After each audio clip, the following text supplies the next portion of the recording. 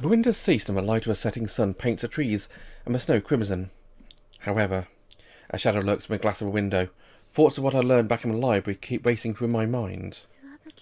So Buki-san likes Rika-san. Rika has a heart of gold. People who've been hurt before find a balm in her kind and caring personality. You understand why Sobuki-san would fall for her. In fact, there are probably plenty of students who idolise her. It's not unusual for such feelings to blossom into something more. So, I can't continue a sentence. I feel like if I speak the words out loud, something precious will spill out from me within them. My heart heavy and anguished, I stare out into the window. The shadow deepens, forming a distinct silhouette, of course. Here it comes, the nausea. You'll be alone again. I know my stepmother will appear to me whenever I'm feeling empty and weak. You don't exist. You're right, I don't. The illusion agrees with me and I have no comeback. My stepmother cackles hideously. Did you think you'd rid yourself of me with a feast-free assumption?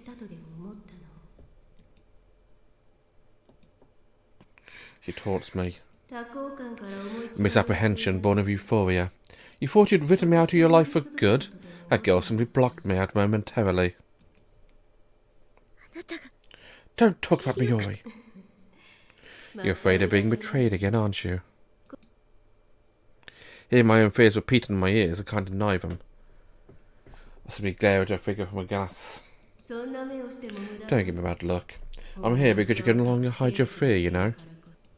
If you hate the idea of her being stolen away from you so much, all you need to do is to choose your current Amity. What do you? That Mayuri girl didn't choose you. Or rather she did, but then she found out something more important.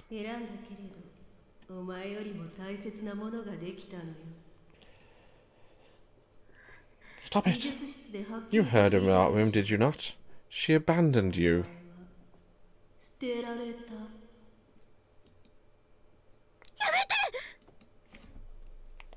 How my yell banish a vision if it's something my fragile mind has conjured up, but I simply can't drown out of anger, but knowing it's changed, you'll always be alone. Even when I cover my ears, I can still hear her hideous voice. My stepmother laughs just like she always did when she rang keys. Hearing you talk so much reminds... Sorry. Hearing you talk so much reminds me of how you were before you were sent to live with that old fool. How lovely. I'm feeling generous, so I'll let you on a little secret. People commit crimes for one of three reasons: love, money, or to cover up a motive.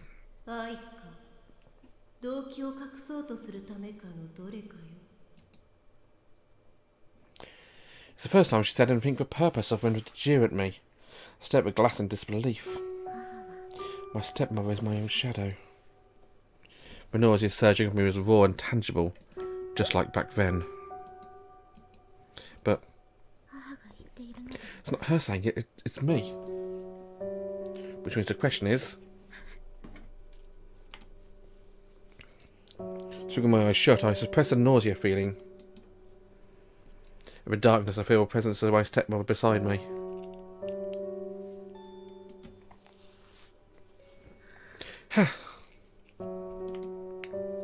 Let out a long breath, then, in a deep lungful crisp of pure winter air. My stepmother's vanished from a window, because one of the things that have been plaguing me has also disappeared. People commit crimes for three reasons: love, money, or to cover up a motive.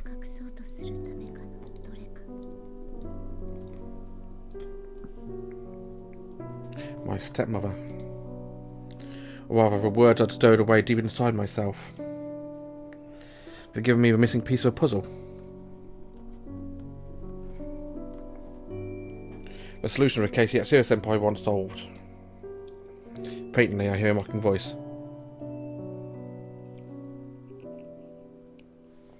Are you going to keep it to yourself like you always do?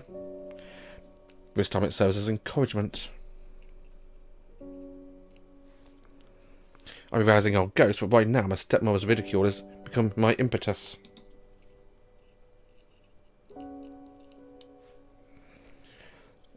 Wiping my sweaty brow, I set off my final statement.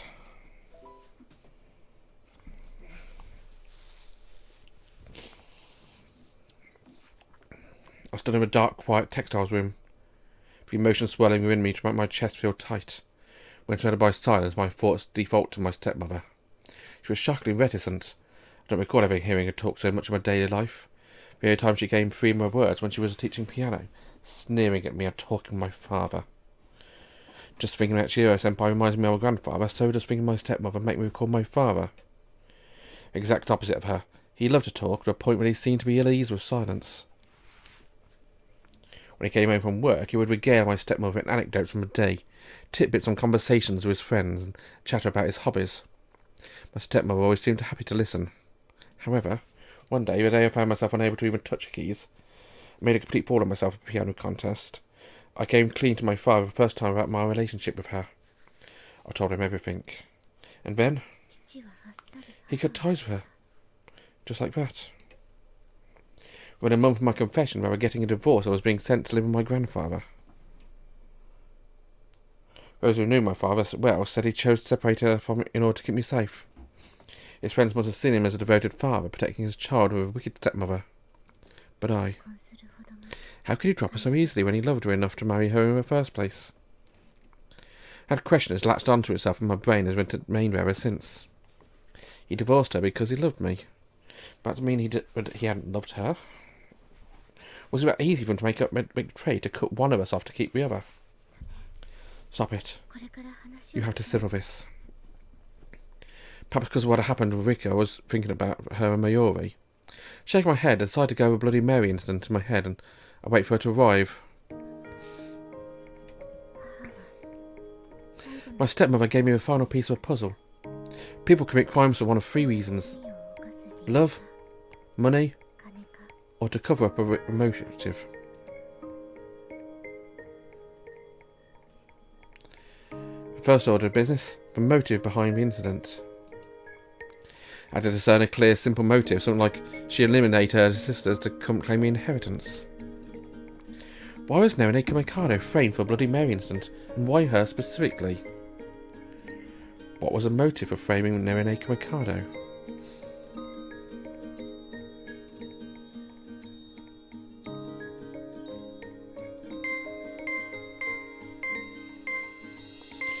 That's love, that's money, must have come up a motive.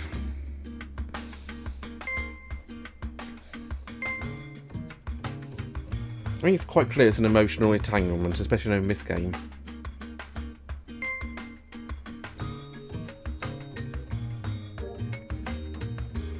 And what led me to that reason? I'll clear my head now before I lay it out to her. What evidence led me to a motive?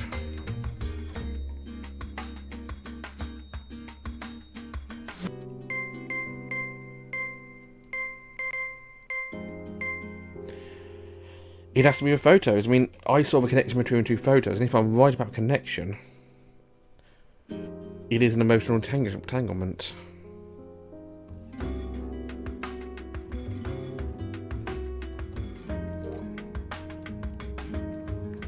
The photo. Two photos are borrowed. There are two things I've noticed they both have in common. Yeah, there are. I'll give you a moment. Can you spot them? I'm going to give it a few seconds to give you an idea.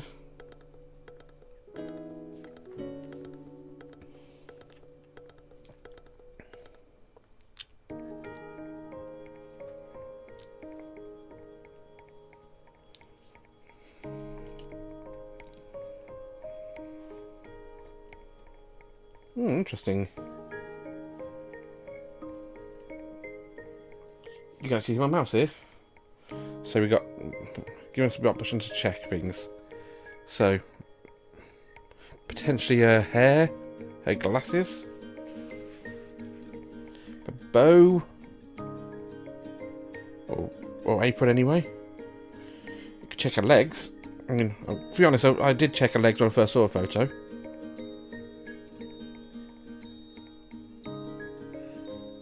The specimens. wrist ring. And here we could check. I think she's all one thing, that girl. Can't check out carrot cake. Check out the tea. Her hair. Her in the background. So what do you reckon it could be? The most obvious thing is the ribbon. And there's one more thing. The other one is, I spotted it the moment I saw the photo. And when I saw that photo again, it confirmed it. Yes, we see my point. Am I done?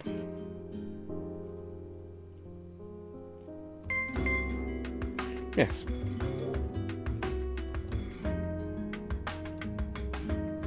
That should do it. I'm satisfied with the hypothesis I put together in my head. There are no flaws in my reasoning, still the incident in question happened a year ago.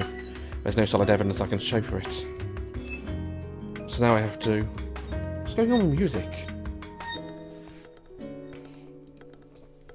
You'll never change. You just continue to repeat the same pattern over and over again. Hearing my stepmother's voice, I push my hands over my ears as though this action will dispel the accompanying nausea. Shirahane-san. Which is why, at first, I don't realise someone's calling my name. As she repeats it, I slowly turn to face her when I ask to meet me. She stands in the dimness of the textiles room. Sister Basquiat. Oh, are you right, Miss Shirahane-san? Yes, I apologise for calling you out right here, Sister Basquiat. Yeah, I'm quite alright. Since you asked me to come meet you here at this hour, I expect it must be something important. She smiles affably at me. I know what I'm about to bring up is something she doesn't want to talk about, but I have to do this.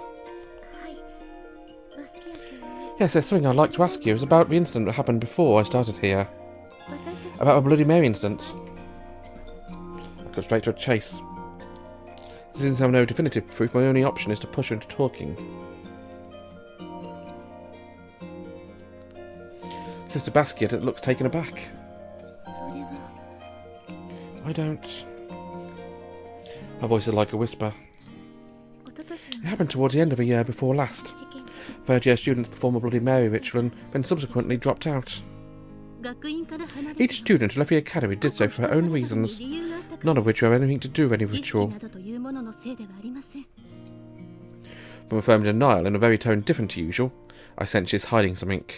But there are rumours to the contrary. That was merely gossip. There was a slanderous rumour about Mikado-senpai that was also circulated around the same time. I have to laugh at myself, sounding like a true detective. Sister Basquiat looked like she was about to say something, but thinks better of it. So I'll continue. Seems you're aware of it. Rumours that the Mikado-senpai had forced your students to perform a Bloody Mary ritual.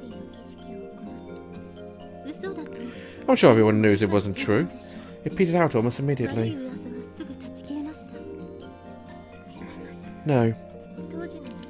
The rumour faded because Yatsuhiro-senpai cleared her name. Of course, Mikado-senpai wouldn't force anyone into doing the ritual. She was framed. Sister Basquiat didn't ask me by whom, she already knows.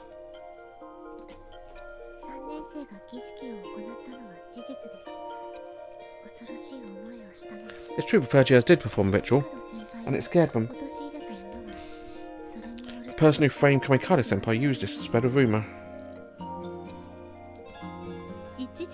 For a time I did hear talk of rumour could have been spread by opponents of the Council of Nicaea elections.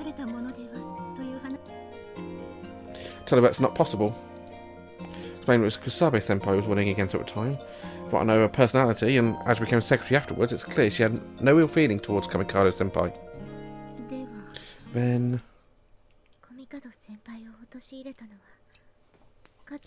the person who framed Mikado-senpai was Miss Midori Karasamori. But Sister Dahlia falls silent when I voice the name of a culprit. But it's an eloquent silence that speaks volumes. In that silence I can practically hear her cogs turning in her head at top speed, as she puts things together, trying to figure out how she can smooth the matter over. Breaking the silence, Ask her whether or not she's aware there's another student who dropped out in addition to her third years. Yes. Mayuri Kohsaka, who was a first year student at the time, and Yatsushiro Senpai's Amitié partner, also left the academy soon after the rumours started.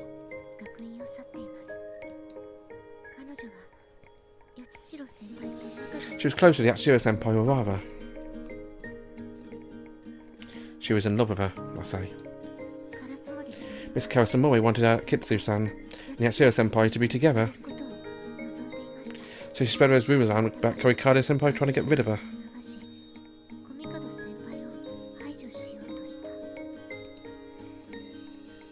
Shizuya Basket's brow knits together. She asked me why she would do such a thing. This Tsukuri Academy, she wants to remain hidden. Because Miss Karasumori and her Kitsune-san were close. Close enough that she wanted her to succeed in winning the heart of her crush.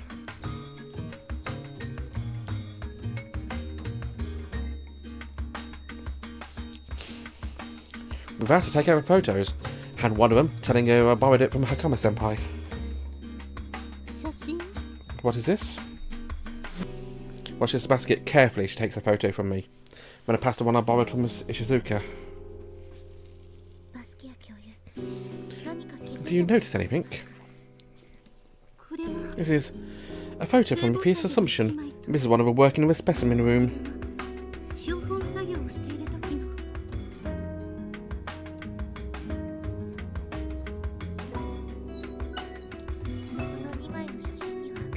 Take a close look. There's something these two photos have in common. She compares two photos, then after a moment, murmurs, the bow. Bingo. The bow on each of her aprons is vertical. At first I thought it was just a coincidence, when I realised it meant something. When working with wet specimens, people tie their apron strings vertically, so they don't dangle over jars.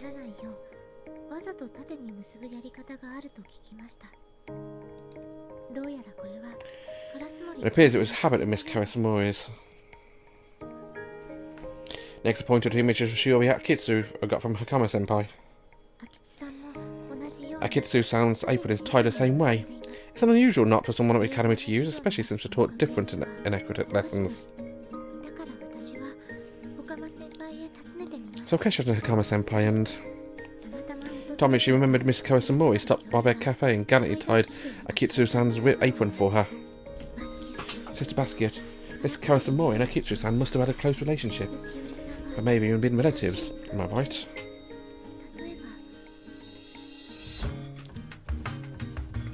Photos alerted me to something I couldn't quite put my finger on what. I remember the words of my stepmother. People commit crimes for one of three reasons. Love, money, or to cover up a motive. I focus on the motive part. I wonder if there's a person standing at the centre where information gathered, but someone trying to hide a motive. The last Sister Basket speaks, her expression pained. Yes, I asked her about it once. Apparently we were cousins. After a long silence, she confirms my hunch. Miss Karasumori spread the rumours for her cousin's sake. She wanted her Kitsu-san's feelings to Yatsushiro Senpai to be reciprocated.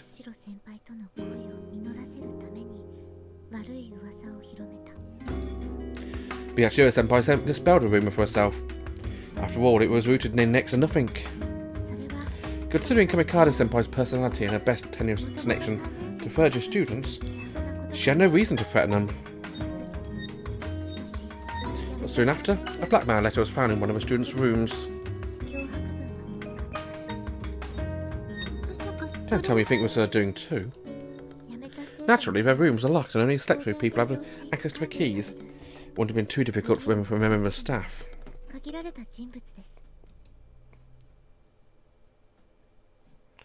Of course, this was accounting for any students who might happen to have acquired any lockpicking skills.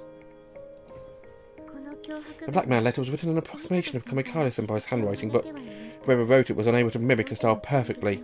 Yatsushiro Senpai saw right through it. And then she... I'll posit that Yatsushiro Senpai confronted Miss Karasumori and got her to admit guilt. And when she left the academy. I nod. However, Sister Basket interjects. I understand that Miss Kurosumori would have been compelled to leave due to her own personal feelings. But there's no reason for Kitsu-san to drop out too. May start to ring. She's still trying to keep her secrets. Just like you. My stepmother's voice is a loaded murmur in my ear. I clench my fists, winning her away. A gesture gives me courage to say what needs to be said. I look Sister Basket directly in my eyes, steeling myself to voice a taboo she'll see as unforgivable, both as a Christian and as an individual. Perhaps Miss Kurosumori had feelings for her cousin, Akitsu-san.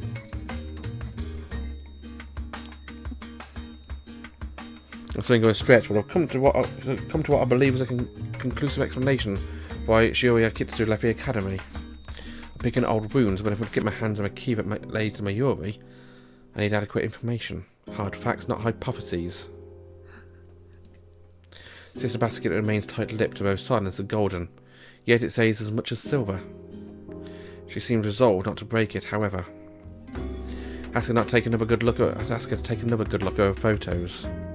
For me, there's one more sign. It wasn't just the bone in my apron that led me to believe Miss Kurosumori and Akitsu-san were close. There was one more thing.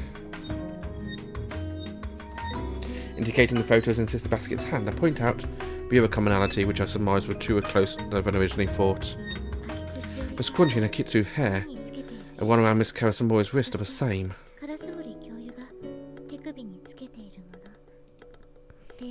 Over school, you can't exactly openly display matching jewellery.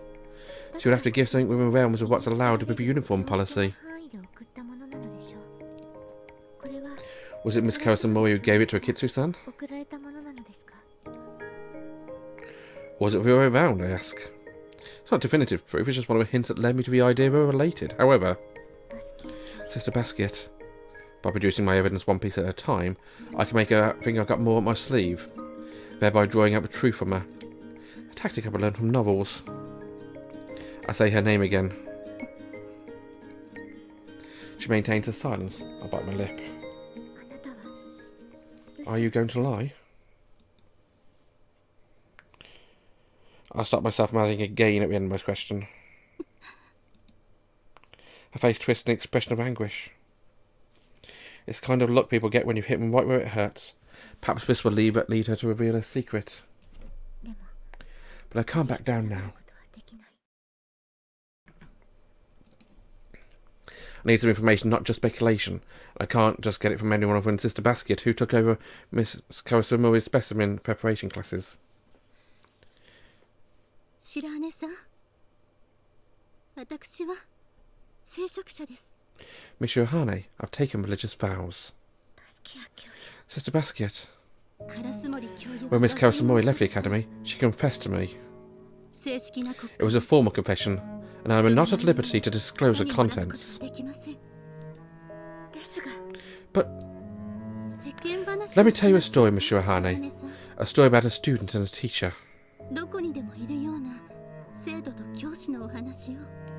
You know what? It makes sense to actually listen to Sister Basket's story.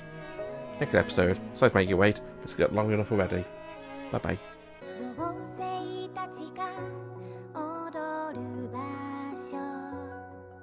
She